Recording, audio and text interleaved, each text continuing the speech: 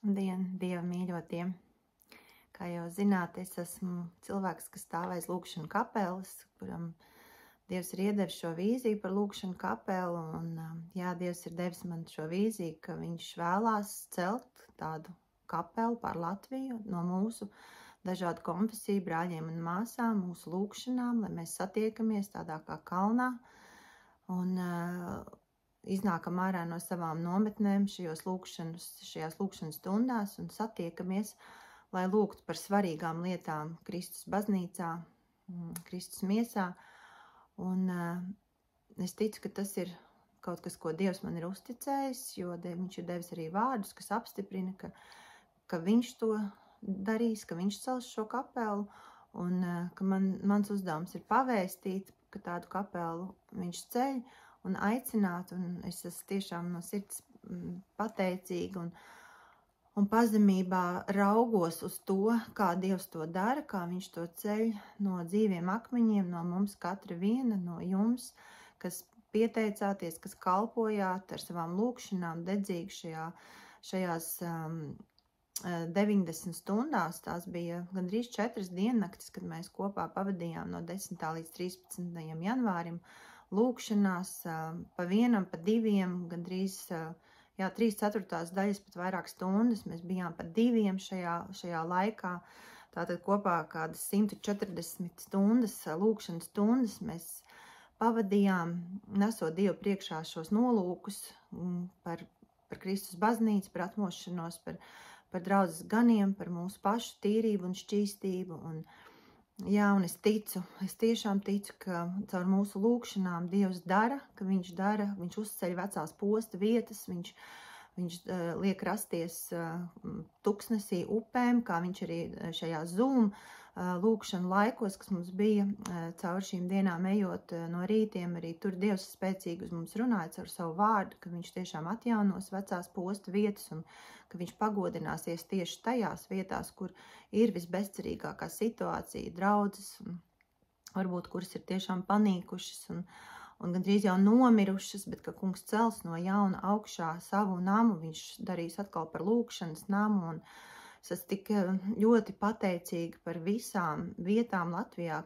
no kurām cēlās augšā šīs mūsu lūkšanas, un tās bija daudz, tās bija vairāk, laikam, kādas 30-40 pilsētas ciemati Latvijā, no kurām, tur bija Gulbene, Valmiera, Stāveriena, Rīga, Auce, Kauguri, Bauska, Rauna, no kurienes es esmu, Rucava, Ikšķila, Ciemupa, Jaunmārupa, Liepāja, Talsi, Dundaga, Birzgala, Dzērbene, Daugavpils, Aizpute, Stelpe, Ķegums, Kuldīga, Gādaža, Smiltene, Saldus, Jēkabpils, Ārlava, Grobiņa, Lestene, Priekuļa, Lielvārde, Prēļi, Cēsis, Alūksne, Jelgava, Balvi, Bārbele, Viesīte, un arī bija no ārzemēm, mums bija vairāk lūdzēji no turienes, arī no Slovākijas, no Spānijas, no Lielbritānijas, cilvēki bija pievienojušies lūkšanās. Un es ticu, ka Dievs šajās vietās, caur jums, brāļi un māsas, kas lūdzāties, ka viņš pievienos jums vēl kādus brāļus un māsas, un ka šajās vietās radīsies arvien jauna gaisma, arvien jauns spēks, ko Dievs dos, apvienojot mūs dažādus, arī dažādu konfesiju brāļus un māsas, jo tas, ko es redzu, kas ir Dieva sirdī šim laikam, ir, ka mēs noliekam savus zobenus un savus šķēpus, kristieši necīnamies viens pret otru, bet ķeramies pie darba un kopā lūdzam, kopā cīnamies, kopā esam šī armija, kura izcīna garīgas cīņas, un tieši pirms šīs lūkšana ķēdes, kad padalīties ar rakstu vietu, ko Dievs man iedeva, naktī pamodos un dzirdēju šos vārdus sevī, ka mēs pārkalsim zobenus par lemešiem. Es zināju šo rakstu vietu, bet, protams, ne tā pilnīgi no galvas, un es ieguglēju un skatos, kas tā ir par rakstu vietu, un atšķīru, un biju tiešām pārsteigta par to, ko Dievs tik bagātīgi šī rakstu vieta runā tieši par šo laiku, un, manuprāt, par lūkšanu kapelu. Tā ir no Jesajas grāmatas 2. nodaļas, no 2. līdz 5. pantam, un es to nolasīšu jums par stiprinājumu, ticu, ka tas stiprinās jūs arī tajā, ko kungs dara caur šo lūkšanu kapelu. Un tur ir rakstīts šādi vārdi: laiku beigās notiks, ka tā kunga nama kalns stāvēs jo stingri savos pamatos un pacelsies pāri visiem kalniem un pakalniem un pie tās aplūdīs visas tautas. Un nāks daudzas tautas un sacīs, iesim, kāpsim tā kunga kalnā, Jēkaba Dieva namā, lai viņš mums māca savus ceļus, un mēs, lai staigājam viņa tekas, jo no Ciānes izies pamācība un tā kunga vārds no Jeruzālemes. Tad viņš spriedīs tiesu tautu starpā un tiesās daudzas tautas. Viņi tad pārkals savus zobenus par lemešiem un savus šķēpus par vīna dārznieku nažiem. Tauta pret tautu nepacels vairs zobenu un nemācīsies vairs karot. Jēkaba nams, nāc, staigāsim tā kunga gaismā. Jā, manuprāt, ka tas ir par to, ka mēs ķeramies pie darba, ka mēs savu zobenus ļaujam kungam pārkalt par lemešiem un savu šķēpus par vīna dārznieku nažiem, un ka mēs satiekamies šajā kalnā un ļaujam, lai kungs mums māca šo mākslu, kā mums cīnīties, kā mums lūgt par mūsu zemi Latviju. Un pateicība Dievam arī par brāļiem māsām, kas palīdz arī šos nodomus noformulēt, par ko Dievs šobrīd vēlās, lai mēs iestājamies. Un drīzumā arī mums būs nākamā lūkšana ķēde no 14. līdz 17. februārim, uz ko mēs visi esam aicināti. Un lūksim arī šajā laikā kopīgi, lai Dievs mums uzrāda, kas ir tie nolūki, kas ir tie nodomi, par kuriem mums vajadzētu nākamajā lūkšana ķēdē kopā iestāties. Un manuprāt, ka tas darbs, ko mēs šobrīd darām, vairāk kārt jau arī man ir atnākuši rakstu vieta par Jeruzālemes mūra atjaunošanu, kur Nehemija runā par šī mūra atjaunošanu un kā tas process notiek, kad Dievs mūs aicina, atjaunot šo mūri, bet ir arī ienaidnieks, kurš mūs vēlās noņemt no šīs trases, kurš mūs izsmēja vai mūs apsūdz vai dažādos veidos mūs vēlas atturēt arī no šīs cīņas, no šīm lūkšanām, jo tas ir darbs un tas ir ļoti smags darbs un tā ir liela piepūle, dažkārt varbūt Dievs mums dod tādus brīnišķīgas lūkšanas stundas, kad mēs esam viņa klātbūtnē un piedzīvojam viņa godību un viņa prieku, bet bieži vien arī liecības, brāļi māsas liecināja šajā laikā, ka tas ļoti liels darbs un smagi nāk, un arī, es gribēju tad iedrošināt ar šiem pantiem no Nehemijas grāmatas, kur arī šie vīri piedzīvoja tātad šajā darbā tādus liels uzbrukums un kaut kāda līdzība, ar to, kas notiek lūkšana kapelā, es pieļauju, ka mēs piedzīvosim arī.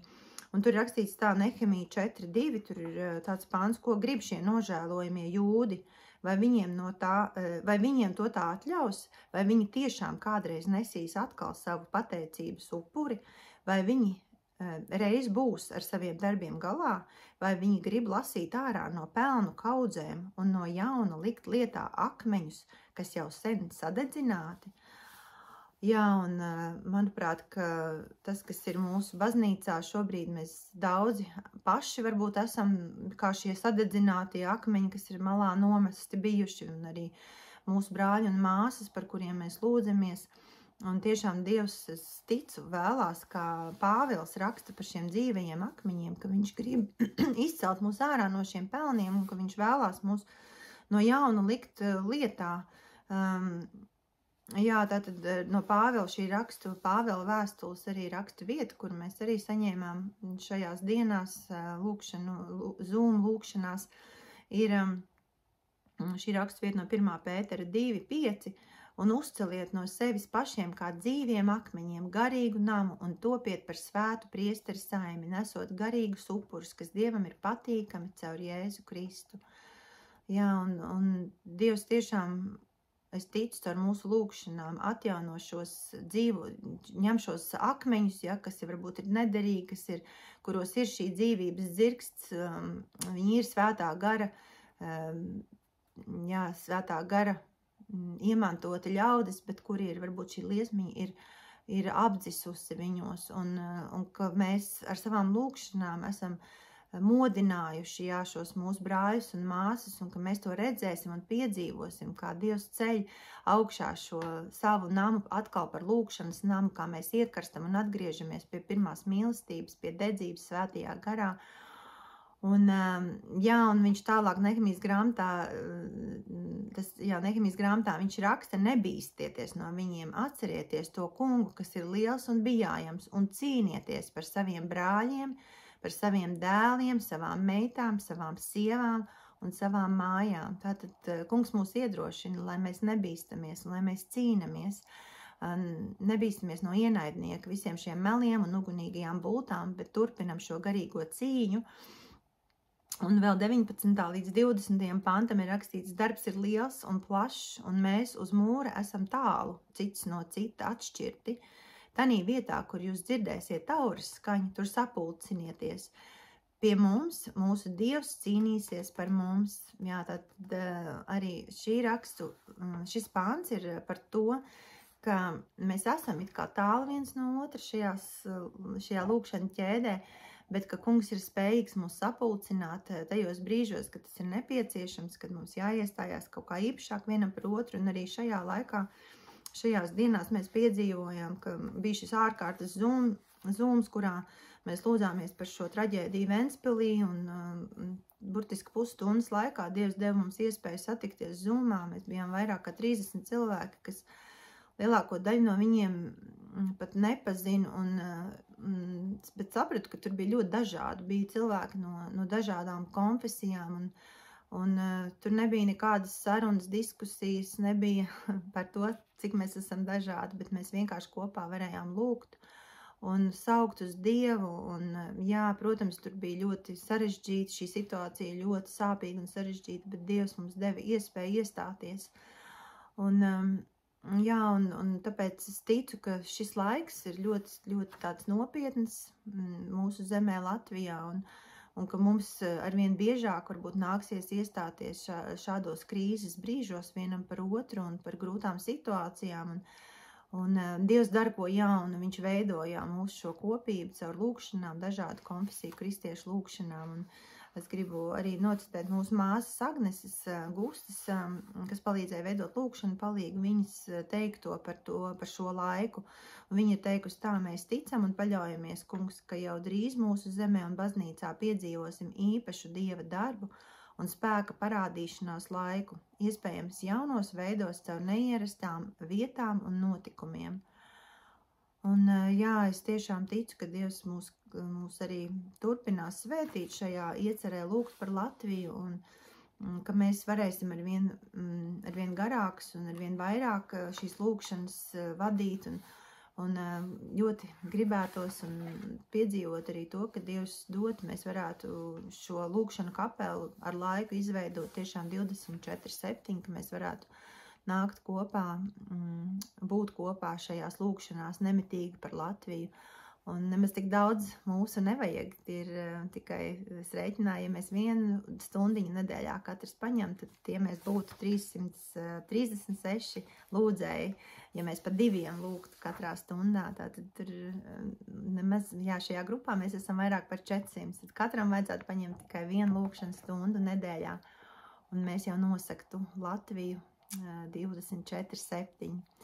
Uz to es arī jūs aicinu, izaicinu un svētīju un pateicos par katru lūdzēju un vēlos iedrošināt, turpināsim šo cīņu, jo tā ir cīņa par mums, par mūsu bērniem, par mūsu brāļiem, māsām, kā šajā Nehemijas grāmatas 4. pantā, cīnīsimies par saviem brāļiem, par saviem dēliem, savām meitām, savām sievām un savām mājām.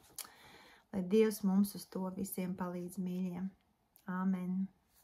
Esiet svētīti un priecāšos, ja jūs arī vēl kādu ierakstīsiet Facebook lapā, kādus iedrošinājumu vārdus, ko esat no Dieva saņēmuši. Paldies visiem, kas to jau ir darījuši, un tas tiešām stiprina dzirdēt, redzēt, ko Dievs jau dara, un viņš darīs vēl daudz lielākas lietas. Es ticu, un es domāju, mēs visi kopā tam ticam. Āmen un aleluja, un nāc kungs Jēzu drīz.